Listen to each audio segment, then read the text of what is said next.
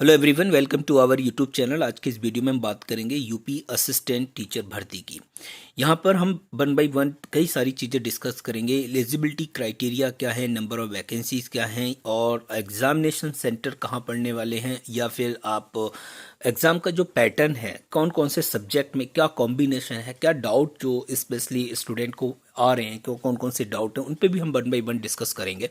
तो सारी चीज़ें हम वन बाय वन डिस्कस करेंगे। वीडियो के अंत तक बने रहिएगा और कोशिश करिएगा कि इस वीडियो को थोड़ा सा ध्यान से समझें ताकि आपके जो कॉन्सेप्ट हैं वो क्लियर हो जाएं।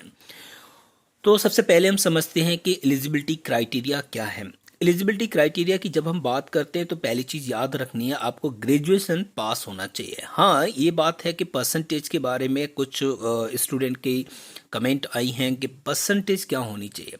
तो परसेंटेज आप मान के चलें, अभी तो कोई ऐसा परसेंटेज के बारे में नोटिफिकेशन में नहीं दिया है। हाँ, जैसे ही ऑफिशियल नोटिफिकेशन रिलीज़ होगा तो उसमें इस बात को क्लियर मेंशन किया जाएगा कि परसेंटेज क्या रहनी चाहिए। फिर भी आप मान के चलें कि 50% को कंसीडर किया जाएगा। दूसरा पॉइंट है बीएड जो है आपका कंप्लीट होना चाहिए।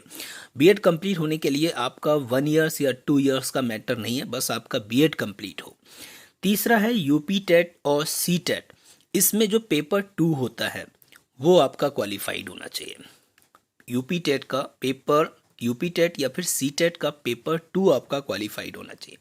तो यहाँ पर हम देख रहे हैं असिस्टेंट टीचर के लिए 1504 वैकेंसी हैं और प्रिंसिपल के लिए 390। तो अभी इस वीडियो में हम स्पेशली बात करेंगे असिस्टेंट टीचर की। दूसरा, अगर हम बात करें पेपर पैटर्न की, तो पेपर पैटर्न में याद रखनी है टोटल जो क्वेश्चन होंगे वो 150 होंगे, जिसमें जीएस और रीजनिंग जो आएगी वो 50 क्वेश्चन की आएगी। और जीएस में आपका जो टोटल जीएस में मतलब आप समझ रहे हैं कि करंट अफेयर हो गया, आपका जनरल साइंस हो गई, आपका आप संविधान से रिलेटेड क्वेश्चन हो गए, या हिस्ट्री से रिलेटेड हो गए, ज्योग्राफी हो गई, सारी चीज़ें कवर की जाएंगी। तो जीएस एंड रीजनिंग 50 क्वेश्चन की होगी जो हर कैंडिडेट के लिए कॉमन होगा। कॉमन से मीन से आप ये मान के चले, अगर आप साइंस के कैंडिडेट हैं, ठीक है, और आपने साइंस से इसको फिल करना है, तो आपको 50 क्वेश्चन तो आएंगे जीएस और रीजनिंग के। बाकी जो 100 क्वेश्चन होंगे वो सिर्फ साइंस के आएंगे। तो इसमें हम बाकी आगे भी डिस्कस करेंगे किस किस तरीके के पैटर्न होगा। सब्जेक्ट के जो होगा, जैसे मान लीजिए आपने अगर कोई लैंग्वेज चूज की है तो 50 क्वेश्चन आपके फिर आपके जीएस और साइंस आएंगे, और लैंग्वेज से सिर्फ आपके 100 क्वेश्चन आएंगे। तो लैंग्वेज आपके ऑप्शन हो सकते हैं, वो 3 लैंग्वेज हैं, वो भी आगे हम डिस्कस करेंगे। तो सब्जेक्ट से आपके 100 क्वेश्चन है। टाइम ड्यूरेशन जो रहेगा वो 2 आवर और 30 मिनट का है। टाइमिंग इस एग्ज़ाम की 9 से 11:30 रहेगी, यानी 2.5 घंटे का पेपर रहेगा। सेंटर बेसिकली याद रखनी है आपको, ये सेंटर यूपी में ही रहने वाले हैं, क्योंकि यूपी गवर्नमेंट की वैकेंसी है, तो इसके सेंटर मोस्टली यूपी में ही रहेंगे। नेक्स्ट, अगर हम बात करें इंपॉर्टेंट डेट की, तो नोटिफिकेशन 18 फेब को रिलीज़ होने वाला है। रजिस्ट्रेशन आपके 22 फेब से स्टार्ट हो जाएंगे। आप फॉर्म भरना शुरू कर देंगे 22 फरवरी से। लास्ट डेट इसकी जो है वो 8 मार्च है। एग्ज़ाम की जो डेट है वो 11 अप्रैल होगी, और एडमिट कार्ड अराउंड 5 अप्रैल तक पॉसिबिलिटी है कि अपलोड कर दिए जाएंगे। रिजल्ट डिक्लेयर होगा 11 मई को। ये अप्रॉक्सीमेटली डेट है, कम बढ़ हो सकती है, लेकिन जो नोटिफिकेशन है वो श्योर है इसी डेट को आ जाएगा। रजिस्ट्रेशन भी स्टार्ट हो जाएंगे इस सेम डेट को, लेकिन हाँ, रिजल्ट डिक्लेरेशन की जो डेट है वो ऊपर नीचे हो सकती है। एज की अगर हम बात करें तो यहाँ पर 40 ईयर्स एज दे रखी है। बाकी आपको एज का रिलैक्सेशन मिलेगा, जो भी रूल्स होंगे, जो भी ओबीसी के लिए, एससी एसटी के लिए, वो अलग चीज़ है, बट 40 ईयर्स याद रखनी है। सब्जेक्ट सिलेक्शन में आपको थोड़ा सा यहाँ क्वेश्चन पे ध्यान रखना है कि किस तरीके के क्वेश्चन पैटर्न आपके बनेंगे।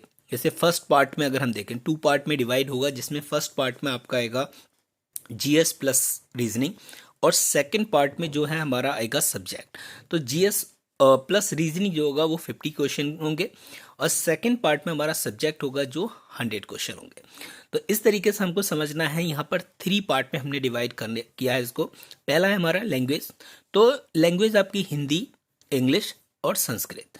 जैसे मान लीजिए अगर आपने बीए किसी लैंग्वेज से किया हुआ है या इंग्लिश से किया है सपोज, तो आपको इंग्लिश लैंग्वेज लेनी है और जीएस के 50 क्वेश्चन आने हैं।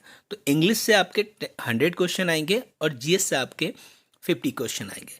आपको बाकी कोई सब्जेक्ट नहीं पढ़ना है, सिर्फ आपको क्या पढ़नी है, जीएस प्लस लैंग्वेज। इसके अलावा आपको मैथ, साइंस, एसएसटी कुछ नहीं पढ़ना है।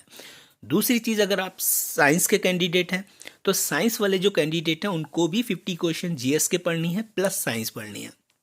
कुछ कैंडिडेट मैथ के हैं तो मैथ वाले कैंडिडेट भी 50 क्वेश्चन जीएस के पढ़ेंगे और प्लस 100 क्वेश्चन मैथ के पढ़ेंगे, है ना। तो 100 उनको मैथ करना है। फिर उसके बाद आता है सोशल स्टडी। तो सोशल स्टडी अगेन यहाँ पर 100 मार्क्स की आएगी जो बीए के स्टूडेंट हैं और 50 क्वेश्चन उनको जीएस पढ़ना है। नोट कह रहे हैं कि कॉम्बिनेशन क्या रहेगा, आपको यहाँ ध्यान रखना है, जर्नल पेपर प्लस सब्जेक्ट। अब सब्जेक्ट जो भी आपका ग्रेजुएशन में रहा हो उसके अकॉर्डिंग आप वहाँ पर चूज करेंगे। बाकी जो ऑफिशियल नोटिफिकेशन आएगा उसमें बाकी चीज़ें और क्लियर हो जाएंगी। दूसरा यहाँ पर कुछ क्वेश्चन आ रहे थे, जो कैंडिडेट हैं, जो स्टूडेंट हैं, उनके माइंड में जो डाउट एंड क्लियरिंग पॉइंट क्या है। देखें, जैसे ग्रेजुएशन की बात की है तो ग्रेजुएशन भाई याद रखनी है, ये वैकेंसी आपको जॉब दिलाने वाली है तो ग्रेजुएशन आपका कंप्लीट होना चाहिए, वो भी 50% मार्क्स से हो तो बेटर है। सीटर और टेट आपके जो हैं, यूपी टेट या सी टेट, वो आपका सेकंड पेपर क्वालिफाइड होना चाहिए, फर्स्ट पेपर से काम यहाँ नहीं चलेगा। बीएड आपका क्वालिफाइड होना चाहिए। लैंग्वेज आप हिंदी, इंग्लिश और संस्कृत में से कोई एक लैंग्वेज ले सकते हैं एज अ मेन सब्जेक्ट।